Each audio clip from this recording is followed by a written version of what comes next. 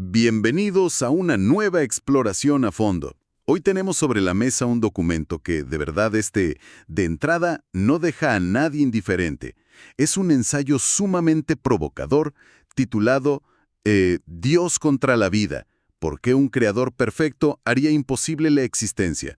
Y bueno, nuestra misión para esta sesión es entrar de lleno y desempacar un argumento filosófico complejo y fascinante que plantea este texto. Sí, es un texto que te atrapa de inmediato. Totalmente. Plantea la idea de que la creación divina y la evolución biológica y existencial son, desde un punto de vista puramente lógico, completamente incompatibles.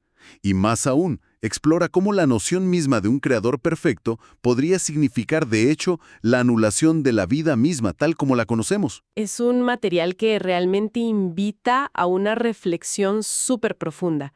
O sea, exige analizar las estructuras lógicas de conceptos que culturalmente pues damos por sentados casi sin cuestionar, ¿no? Y justo por eso, antes de sumergirnos de lleno en la materia, creo que es imperativo hacer una pausa y dar un aviso de imparcialidad que es crítico para este análisis. Claro, 100% necesario. Sí, porque el ensayo que estamos revisando hoy contiene perspectivas filosóficas y teológicas muy contundentes. Se trata de una crítica directa frontal a la idea de Dios y de la religión institucionalizada. Entonces, queremos enfatizar de manera clara y muy neutral para quienes nos escuchan que el objetivo de este análisis no es tomar partido. Exacto, no estamos aquí para juzgar. Exacto. No estamos aquí para respaldar esas visiones, ni tampoco para rechazarlas o defender posturas religiosas. Nuestra única labor hoy es reportar e interpretar de manera imparcial los argumentos y la lógica que se presentan en el material original, desmenuzando las ideas, pues paso a paso para nuestra audiencia. Es una aclaración fundamental, la verdad, porque independientemente de las creencias individuales que cada persona pueda tener en casa, el texto ofrece un ejercicio mental verdaderamente brillante. Sí, lo es. Invita a explorar qué significa realmente estar, digamos, incompleto, y por qué eso podría ser la mayor ventaja estructural de los seres vivos. Aborda la arquitectura misma de cómo se entiende la existencia humana en el día a día. Bueno, pues vamos a desempacar esto porque el argumento central establece un principio básico desde la primera línea del texto. Dice que un mundo creado es un mundo terminado y, en contraste, un mundo en evolución es un mundo abierto. Ajá. O sea, la premisa es que creación y evolución no son conceptos que se puedan simplemente mezclar en un cóctel para calmar las inquietudes filosóficas de la gente. Si una es verdadera, la otra lógicamente colapsa. Y para sostener esa afirmación hay una progresión muy rigurosa en el análisis. Mira, pensemos en la idea tradicional de la creación. Siempre sigue el mismo guión, sin importar si se habla de 6 días literales o de 10 millones de eones. Claro, los tiempos no importan tanto ahí. Exacto, no importan. El proceso tiene 3 pasos que son inalterables. Primero, alguien diseña. Segundo, alguien ejecuta ese diseño. Y tercero, alguien da por terminada la obra y pues se retira. A ver, detengámonos ahí un segundo, porque plantear que la evolución choca con esto de buenas a primeras suena un poco contraintuitivo. Sí, puede sonar raro al principio. Porque ¿no se supone que la evolución es, de alguna manera, el proceso de mejorar a una especie hasta hacerla perfecta y adaptada a su entorno? O sea, mucha gente asume que la evolución podría ser simplemente el método de creación, como la herramienta, ¿no? Y esa es exactamente la trampa lógica que el texto busca desarmar. Es fascinante. Si el creador de este universo es un ser perfecto, entonces, por pura definición lógica, la obra que crea tiene que ser perfecta desde su concepción. Tiene sentido. Ahora, si esa obra ya es perfecta, lógicamente no puede mejorar. Claro, porque si mejora, significa que antes no era perfecta. Exactamente, ya se encuentra en su estado máximo y si no puede mejorar, no tiene hacia dónde evolucionar. Por lo tanto, si no puede evolucionar, lo único que le queda por hacer durante el resto de la eternidad es simplemente repetirse. Es un bucle cerrado. Es una lógica muy difícil de rebatir, la verdad está muy bien amarrada. Y esto nos lleva a uno de los puntos que más me llamaron la atención de todo el ensayo. Hay una frase específica sobre el Génesis que dice, y cito, la imagen de Dios descansando el séptimo día no es tierna, es aterradora. Uf, esa frase es fuertísima. Es muy fuerte. Porque culturalmente siempre se enseña a ver ese séptimo día como un momento de paz, ¿no? Como el gran respiro después de la obra maestra concluida. Sí, como el merecido descanso. Exacto, pero bajo esta óptica del ensayo se vuelve aterrador porque significa que ya no hay absolutamente nada que hacer. Todo el universo está decidido desde la línea de salida. Eso convierte a los seres vivos en meros productos terminados que salieron de una fábrica, en lugar de fenómenos vivos en constante movimiento. Y lo que resulte muy impactante aquí es el contraste absoluto entre producto y proceso. O sea, la creación, entendida como un acto cerrado, según esta perspectiva, literalmente esteriliza la vida entendida como transformación. La congela. La congela por completo. Si todo está en su lugar perfecto, el error, la sorpresa, las mutaciones al azar, que son, la base indiscutible de la evolución biológica, se vuelven imposibles. O peor aún, se reducen a ser ilusiones ópticas dentro de un teatro donde el final, pues, ya está escrito de antemano. Para bajar esto un poco más a la tierra y que sea más fácil de digerir, hay una analogía en el material con la tecnología que me parece clave mencionar. Es la comparación con el código de software. Ah, sí, esa es buenísima. Imaginemos un programa de computadora básico. Un sistema en formato ROM, de esos de solo lectura.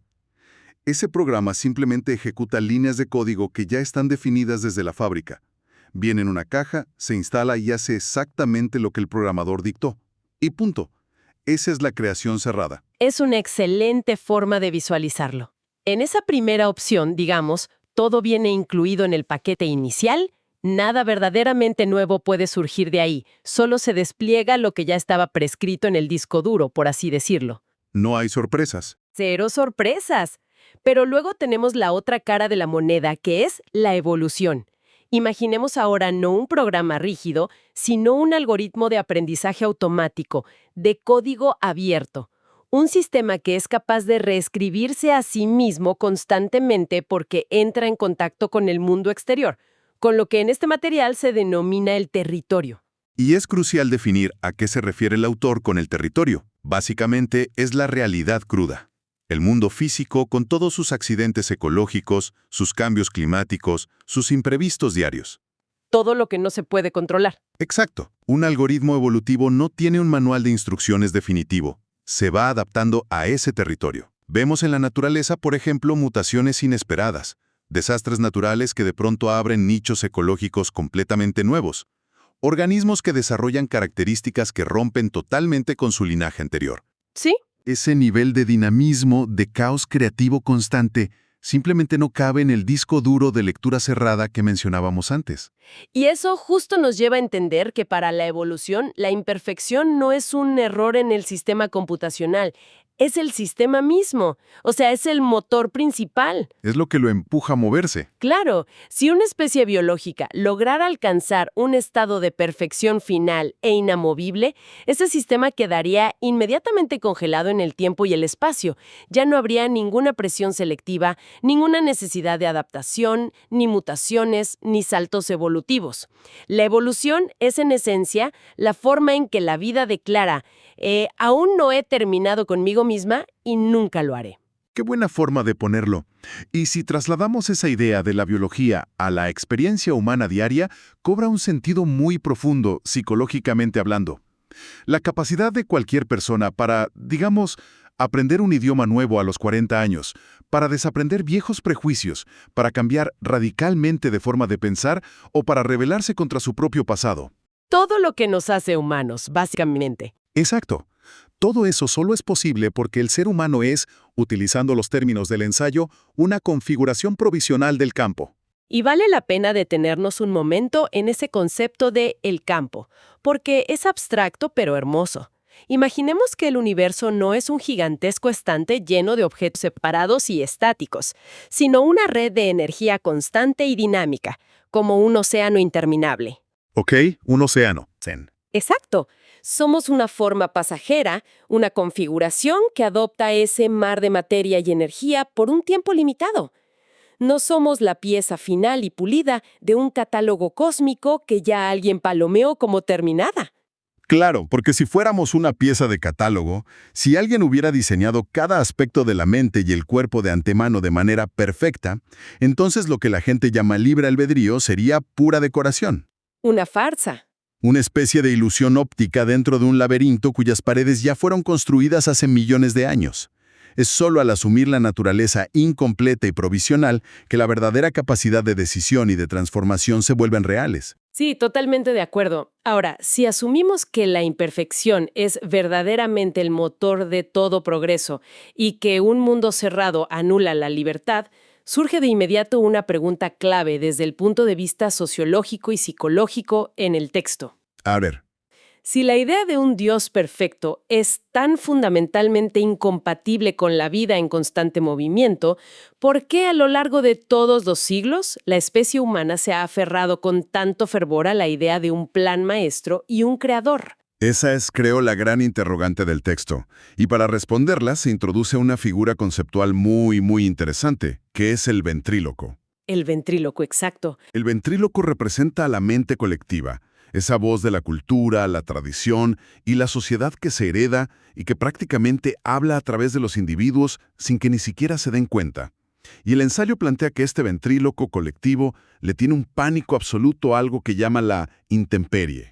Sí, y por intemperie se entiende la realidad desnuda.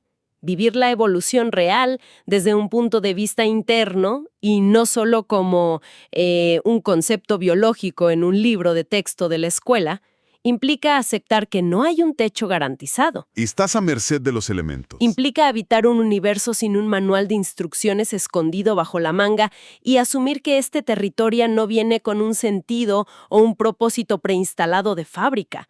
O sea, no hay un gran ¿por qué cósmico que justifique todo lo doloroso o lo caótico que sucede? Pensemos en lo abrumador que es eso para la psique humana.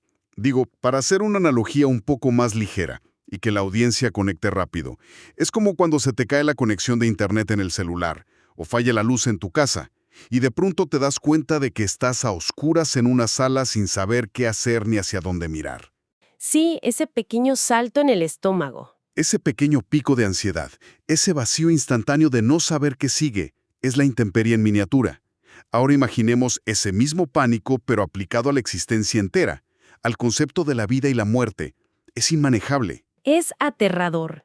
Y frente a ese terror monumental a la intemperie existencial, la mente colectiva hace algo que es muy pragmático. Inventa un autor del mapa. Un autor del mapa. Alguien que supuestamente dibujó los planos de todo el universo. Alguien que sabe exactamente a dónde se supone que debe dirigirse la historia. Y alguien que mágicamente convierte cada accidente, cada desastre natural, cada tragedia personal en parte de, ya sabes, un plan mayor que, aunque sea incomprensible, pues es reconfortante. Lo cual convierte la figura del creador absoluto en la coartada perfecta. La construcción de este autor, argumenta el texto, no nace originalmente de una devoción espiritual pura, ni de un asombro desinteresado por el cosmos, sino de un pánico al vacío. Es el terror a la ausencia de un guión. ¿Sí?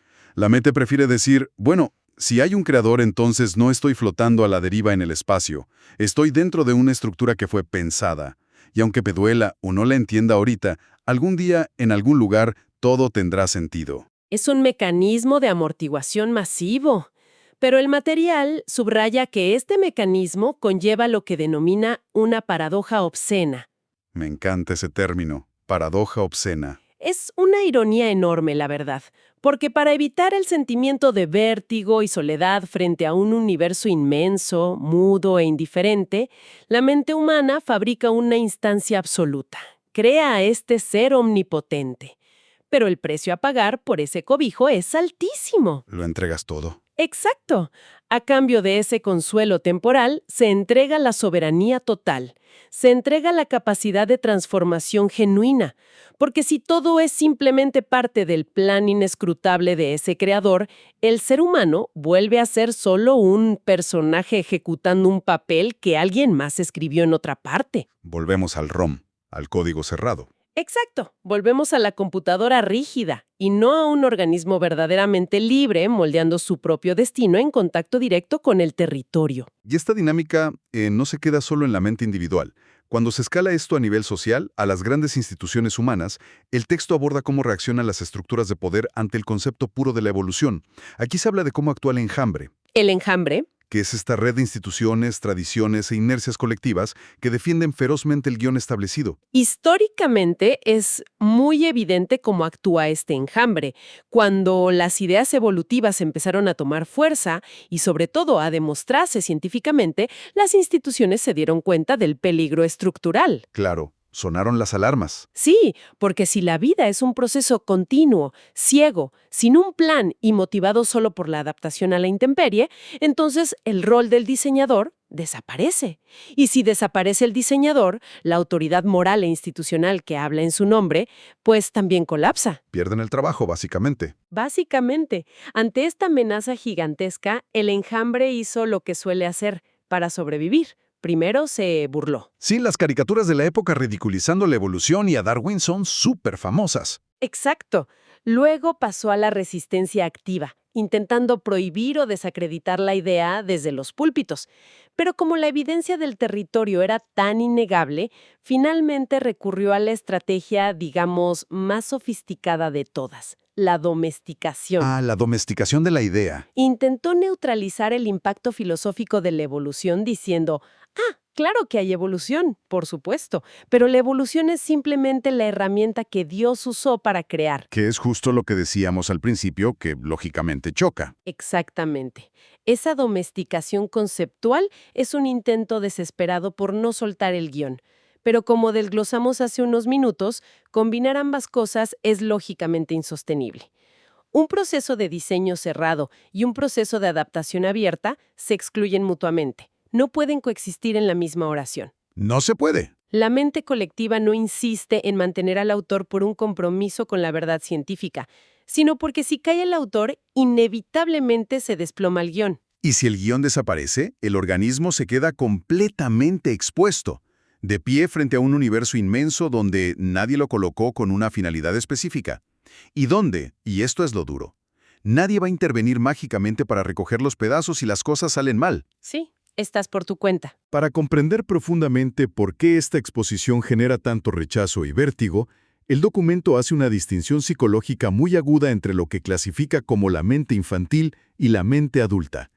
Y aquí es vital aclarar para quienes nos escuchan que no se está hablando de la edad biológica de una persona. No, para nada. Hay adultos muy funcionales, de 50 años, con una estructura infantil, y mentes muy jóvenes con una estructura adulta.